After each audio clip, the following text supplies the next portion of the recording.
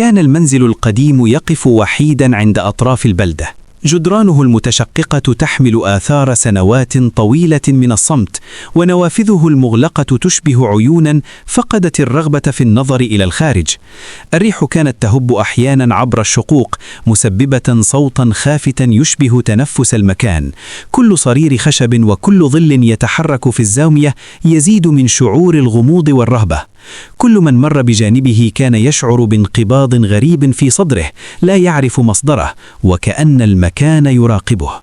وقف يوسف أمام البوابة الحديدية الصدئة بعد غياب طويل. شعوره كان مزيجا من الفضول والرعب. دفع البوابة. صوت الصدأ والحديد عند فتحها أحدث صدى طويلا، كأن البيت يهمس باسمه. دخل الفناء، وكل خطوة على الحصى القديم كانت تصدر صريرا صامتا. الريح تتخلل أركان المكان، والأوراق الجافة تتطاير مع كل حركة، والهواء الثقيل يجعل صدره يضغط وكأن كل شيء ينتظر تحركه. جلس في غرفة الجلوس يلمس الصور القديمة على الجدران، يداه ترتجفان. وجوه الأشخاص في الصور كانت مألوفة وغريبة في نفس الوقت، تبتسم بابتسامة بلا روح أو تحدق بعينين مليئتين بالغموض. حاول يوسف أن يتجاهلها، لكن كل صورة كانت تنقله إلى ذكرى طفولته، إلى ليال مظلمة، صمت طويل، وصرير الخشب تحت قدميه في صعود الدرج.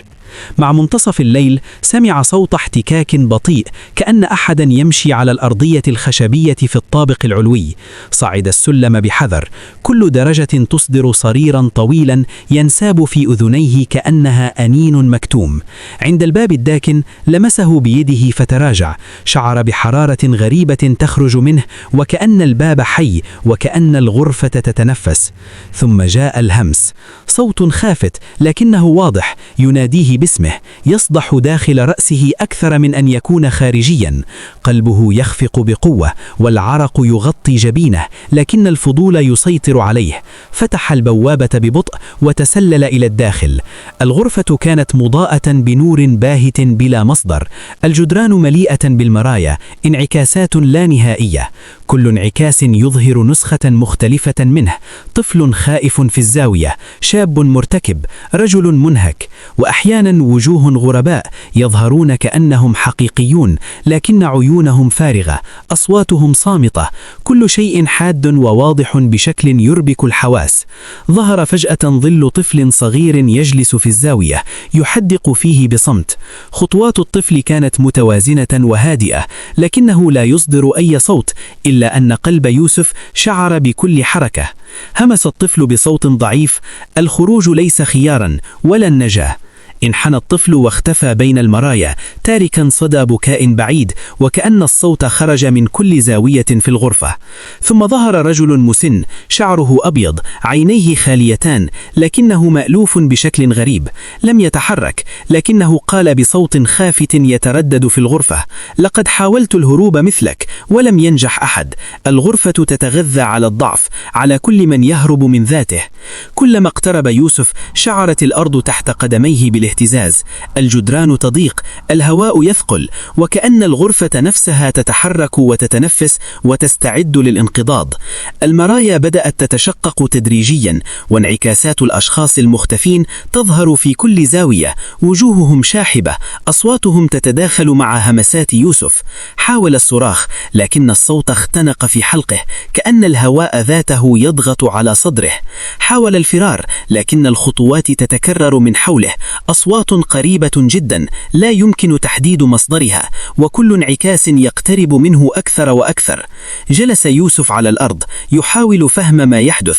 فجأة سمع صوت المرأة المسنة من خارج الغرفة يناديه: اعترف، واعترف بكل شيء قبل أن تصبح أنت أيضا جزءا من المكان. أغلق عينيه، أخذ نفسا عميقا، واعترف بكل مخاوفه، بكل هروب من نفسه، بكل ضعف لم يواجهه في حياته. اهتزت الغرفة بعنف، صرير المرايا أصبح أعلى، الأصوات أصبحت أقوى، ثم فجأة هدأت كل شيء.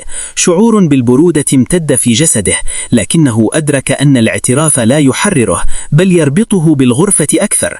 ثم ظهر ظل آخر، امرأة شابة عينيها مليئتان بالحزن، تمثل أحد الضحايا السابقين.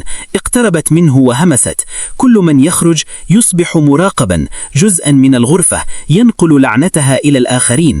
كان صوتها يتردد في المرايا كأنها تصدر من كل مكان في الغرفة.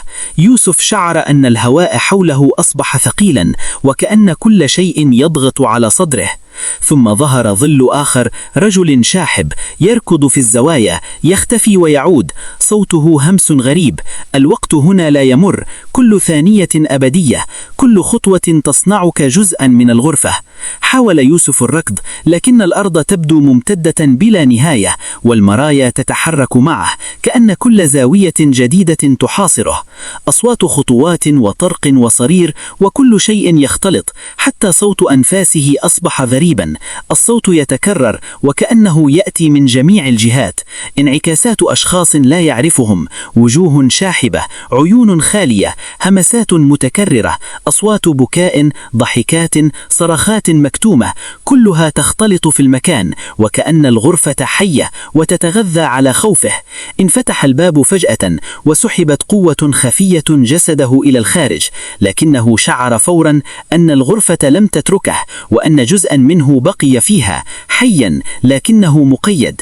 استيقظ عند شروق الشمس أمام المنزل، كل شيء يبدو طبيعيا، لكنه يعرف أنه لن يكون كما كان. مرت السنوات، حاول أن يعيش حياة طبيعية، لكنه أصبح يرى انعكاسات غريبة في كل مرآة، يسمع همسات خاستة، يرى الظلال تتحرك بلا سبب، يعلم أن الغرفة أصبحت جزءا منه. كل مرة يمر فيها أحد قرب المنزل يسمع خطوات خفية، ضحكات غامضة، يرى انعكاسات أشخاص لم يعرفهم، ويعلم أن من يدخل الغرفة المستقبلية لن يخرج كما دخل.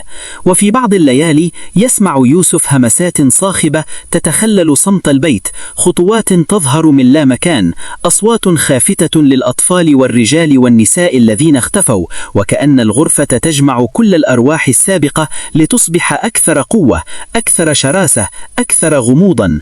وهنا نعرف بأن الغرفة لم تكن لعنة تسكن البيت، بل كانت حقيقة تسكن البشر، تنتظر لحظة الضعف لتولد من جديد، وأن يوسف أصبح رابطها، جزءا من الغرفة نفسها، ظلا حيا ينادي كل من يقترب، يراقب، يأخذ من قوة الداخل ما تحتاجه الغرفة لتستمر في صيدها بلا رحمة، بلا نهاية، بلا نجاة حقيقية. إذا أعجبك الفيديو لا تنسى الاشتراك في القناة ليصلك كل جديد.